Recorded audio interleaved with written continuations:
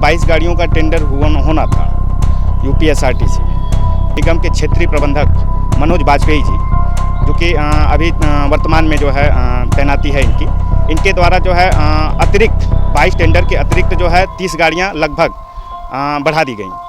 5-5 minute पे गाड़ियाँ निकाली जा रही हैं परिसर से। इसमें पैसेंजर 2, 3, 4 पैसेंजर से ज़्यादा हो ही नहीं पा रहे हैं। फ्यूल का बहुत ज़्यादा हो रहा है, ड्राइवर के खर्चे नहीं निकल पा रहे हैं। दिन पर दिन स्थिति बहुत खराब हो गई है। प्रदेश सरकार के कैबिनेट मंत्री का मतलब ये निर्देश है कि कम से कम गाड़ी में 35 सवारी जब तक नहीं हो जाती है तो स्टेशन से ना छोड़ा जाए। हम लोग तमाम कोशिश करते हम लोग मतलब हमारा इनकम नहीं आ रहा, हम डीजल हम नहीं भरवा पा रहे हैं, हम EMI नहीं दे पा रहे हैं बैंक का, सिर्फ 5 मिनट की वजह से।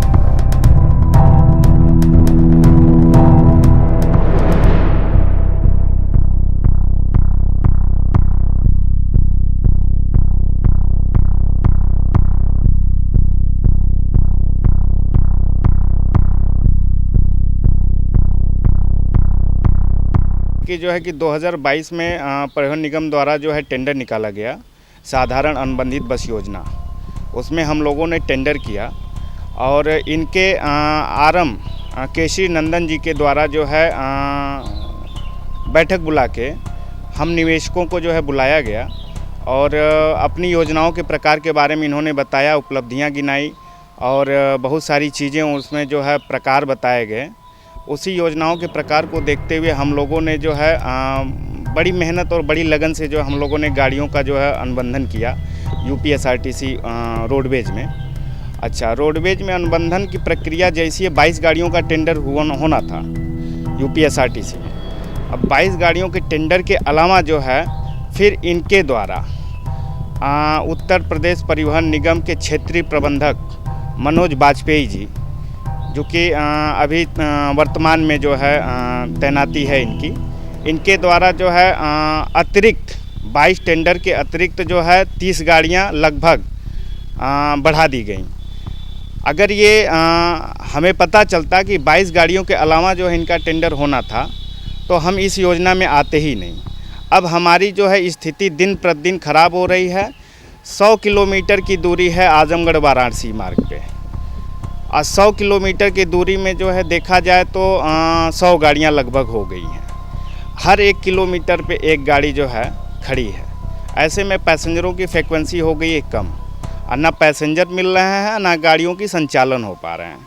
समय की सारणी इनकी अगर देखी जाए तो 5 मिनट का समय हमको दिया गया है प्लेटफार्मों पे। 5 मिनट में कौन सी जो हम सवारी हम बैठा पाएंगे? कोई दिल्ली बम्बई तो है नहीं आजमगढ़, क्योंकि ये ग्रामीण क्षेत्र से जो है जुड़ा हुआ सब मामले चल यहाँ पे हैं। अच्छा, स्थिति इतनी दुर्लभ हो गई है कि हम लोग भूखमरी के शिकार पे आ गए हैं। परेशानियाँ दिन प्रतिदिन जो है हमारी बढ़ती जा रही हैं। ऐसे में हमारी हिम्मत टूट रही है। बैंक फाइनेंसरों से जो हम लोगों ने गाड़ियाँ जो ली हैं वो गाड़ियाँ जो है सीजर होने की स्थिति में आ गई हैं। वो गाड़ियों को जो है मतलब हम न चला पा रहे हैं, न उसकी EMI निकाल पा रहे हैं, न उसके डीजल के खर्चे निकाल पा रहे हैं, न ड्राइवरों की सैलरी जा पा रही है। ऐसे में स्थिति इतनी भयावह हो गई है कि मतलब ये ना पूछिए कि क्या हम लोग किस स्थिति से गुजर रहे हैं। इसका ज्ञापन तो हमने जो है पहले तो इनके क्षेत्रीय प्रबंधक को ही हमने दिया, अवगत कराया कि हमारी स्थिति हालात ख़राब हो रहे हैं, इसको जो है ध्यान में दिया जाए। तो इनके द्वारा जो है कोई जवाब नहीं दिया गया। फिर उसके बाद जो है प्रबंध निदेशक जी को दिया गया। प्रबंध निदेशक जी के द्वारा बोला गया कि आप अपनी गाड़ियां हटा लीजिए। अगर हमको हटाना ही होता गाड़ी तो हम आते ही क्यों?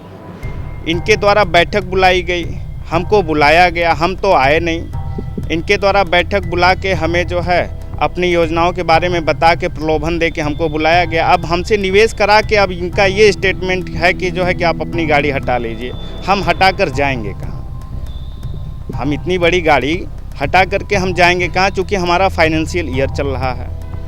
अब ऐसे स्थिति में जो है फिर हमने दोबारा जो है रिमाइंडर जो है प्रबंध निदेशक को जो है दिन पे दिन मैं रिमाइंडर उनको देता आ रहा हूँ। अच्छा, इसका संज्ञान जो है हमने ये माननीय मुख्यमंत्री जी को भी जो है अवगत कराया। फिर उसके बाद जो है दिनेश लाल यादव अपने सांसद जी हैं यहाँ पे आजमगढ़ में, इनको भी जो हमने अवगत कराया। अब आप लास्ट हम चाह रहे हैं ये कि जो गाड़ियां 22 गाड़ियों का जिन रोडों पे अनुबंधन किया गया, इन रोडों पे जो है 22 गाड़ियां या तो संचालित कराई जाएं या तो जो है 22 गाड़ियां के अतिरिक्त जो गाड़ियां लगाई गई हैं उनकी भी इनकम कराते हुए, क्योंकि वो भी तो बेचारे हमारे ही परिवार के सदस्य हैं। चूँकि यूपीएसआरटीसी के हम लोग निवेशक हैं तो भी हमारे परिवार के सदस्य ही हैं। तो ऐसे स्थिति में वो भी परेशान हो रहे हैं और हम भी साथ में परेशान हो रहे हैं। तो या तो जो है हमारी गाड़ियों की इनकम, चूँकि परिचालक इनका होता है, निगम का होता है, इनकम की समीक्षा ये करते हैं। इनकम लाना हमारा काम नहीं है। हमने इनको गाड़ी दे दिया है, हमने इनको फ्यूल दे दिया है, हमने इनको ड्राइवर दे दिया है। संचालन कराना पूरा यूपीएसआरटीसी का काम होता है, परिवहन निगम का काम होता है। तो ये हमारी गाड़ियों का इनकम कराएं, चाहे जैसे इनको जो है जहाँ जिस रोड पे संचालन कराना है ये उस रोड पे संचालन कराएं, हमको उससे कोई आपत्ति नहीं है। 18 सितंबर क्षेत्रीय प्रबंधक मनोज वाजपेयी जी से हमारी मुलाकात हुई। हमने उनको बोला कि हमारी 5 गाड़ियाँ जो है कंडक्टर के अभाव में खड़ी की गई हैं। तो इन्होंने अपना स्टेटमेंट दिया कि हाँ भाई, हमारे यहाँ कंडक्टर्स की कमी है, तो थोड़ी दिक्कत हो रही है। तो हमने उनको ये बोला कि हमारी 2 गाड़ियाँ जो है हम 2 गाड़ियाँ खड़ी कर दे रहे हैं आपको, आपके डिपो में 6503 और 6830। बाकी 3 गाड़ियाँ जो हमारी हैं उसको कम से कम कंडक्टर परिचालक दिया जाए, ताकि वो गाड़ियाँ जो है संचालन सुचारू तरीके से की जाए। और वो गाड़ियाँ आज के डेट में भी जो है संचालन नहीं हो पा रही हैं, जो कि डिपो परिसर में निगम के अंदर खड़ी हैं गाड़ियाँ।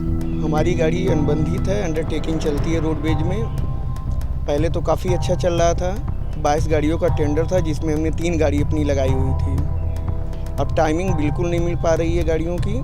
5-5 मिनट पे गाड़ियाँ निकाली जा रही हैं परिसर से, जिसमें पैसेंजर 2, 3, 4 पैसेंजर से ज़्यादा हो ही नहीं पा रहे हैं। फ्यूल का बहुत ज़्यादा हो रहा है, ड्राइवर के खर्चे नहीं निकल पा रहे हैं। दिन पर दिन स्थिति बहुत ख़राब हो गई है। हमेशा इनकम गाड़ी 22 गाड़ी आराम से वो चलवाएं, जिसमें 20-25 मिनट का टाइमिंग मिले बिल्कुल, ताकि सवारियां गाड़ी पे भरपूर हो जाए। इससे डीजल, ड्राइवर के खर्चे, इंश्योरेंस के खर्चे बराबर हो जाए। फाइनेंसर का बार बार कॉल आ रहा है, गाड़ी एकदम सीज होने की नौबत आ गई है बिल्कुल। हमारी सबसे बड़ी समस्या ये है कि हम चौधरी साहब के निवेदन पे ही हमने जो है पेपर में पढ़ के दैनिक जागरण में हम लोग गए, टेंडर डाले। 22 गाड़ियों का टेंडर था। चौधरी साहब यहाँ के आरएम थे, उन्होंने बाकायदे मीटिंग करवाया, हाल में बुलवाया और सारे लोगों को बताया कि आप लोग आइए यहाँ निवेश करिए। अगर बैंक लोन नहीं दे रहा है तो मैं गारंटर के रूप में मैं वहाँ खड़ा हूँगा, गारंटर मैं बनूँगा। हम लोग कहीं ना कहीं जो है बेरोजगारी, और सोचा गया कि चलिए सिस्टम ठीक है, हम लोग उसमें पैसा लगाएं। हमने क्या बोलते हैं फाइनेंस कराया गाड़ी, और पहले गाड़ी हमारी 25-30 मिनट का समय मिलता था।